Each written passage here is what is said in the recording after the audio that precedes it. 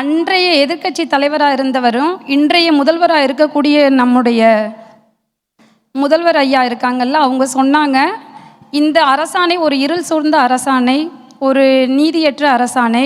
இதை பற்றி பேசுகிறதுக்கு நான் சட்டசபையில் நான் கேட்டேன், ஆனால் எனக்கு அதுக்கான வாய்ப்புகள் மறுக்கப்படுது. நான் ஆட்சிக்கு வந்த உடனேயே உங்களுக்கு நான் வேலை போடுவேன் அப்படின்னு சொல்லி வாக்குறுதி கொடுத்து தான் எங்களுக்கு வந்தாங்க ஆட்சிக்கு. ஆனால் இவ்வளோ போராட்டங்கள் நடத்தியும் எங்களுக்கு இதுவரைக்கும் எந்த வேலையும் கொடுக்கல. அனைவருக்கும் வணக்கம். என் பேர் உமா மகேஸ்வரி. நான் ராமநாதபுரம் மாவட்டத்திலேருந்து வர்றேன்.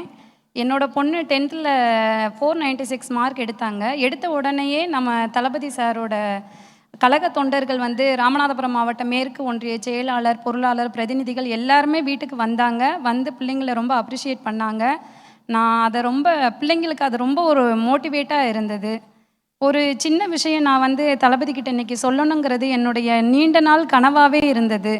ஒரு 2013ஆம் ஆண்டுலேருந்தே ஆசிரியர் தகுதி தேர்வு அப்படின்னு சொல்லிட்டு நம்ம தமிழ்நாட்டில் இப்போது நடந்துக்கிட்டு இருக்குது. அந்த ஆசிரியர் தகுதி தேர்வு 2012ஆம் வருடம் என்னோட பொண்ணு 2 வயதாக இருக்கும்போது ஆரம்பித்த தேர்வு.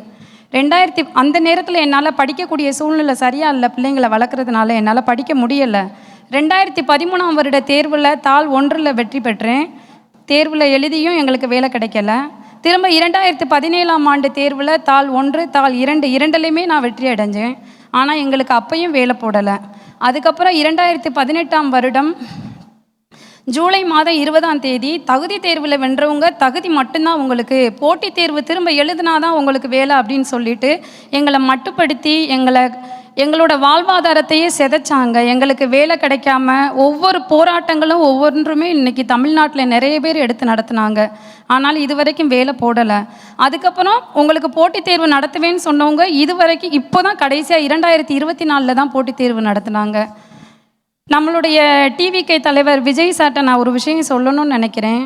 அன்றைய எதிர்க்கட்சி தலைவராக இருந்தவரும் இன்றைய முதல்வராக இருக்கக்கூடிய நம்முடைய முதல்வர் ஐயா இருக்காங்கல்ல, அவங்க சொன்னாங்க, இந்த அரசாணை ஒரு இருள் சூழ்ந்த அரசாணை, ஒரு நீதியற்ற அரசாணை. இதை பற்றி பேசுகிறதுக்கு நான் சட்டசபையில் நான் கேட்டேன், ஆனால் எனக்கு அதுக்கான வாய்ப்புகள் மறுக்கப்படுது. நான் ஆட்சிக்கு வந்த உடனேயே உங்களுக்கு நான் வேலை போடுவேன் அப்படின்னு சொல்லி வாக்குறுதி கொடுத்து தான் எங்களுக்கு வந்தாங்க ஆட்சிக்கு. ஆனால் இவ்வளோ போராட்டங்கள் நடத்தியும் எங்களுக்கு இதுவரைக்கும் எந்த வேலையும் கொடுக்கல. நியமன தேர்வு ஒன்று நடத்தினாங்க. அந்த நியமன தேர்வு நடத்தும் போது படிக்கக்கூடிய சூழல் எல்லா பெண்களுக்கும் ஆண்களுக்கும் சரியாக இருக்காது. என்னோட 27வது வயதில் நான் தேர்வில் வெற்றி அடைஞ்சும் 40 வயதை நெருங்க போகிறேன். இது வரைக்கும் எனக்கு வேலை கிடைக்கல. அதனால் நான் சுருக்கமாக என்ன சொல்ல வரேன்னா, தளபதி நம்மளுடைய 2026ஆம் ஆண்டு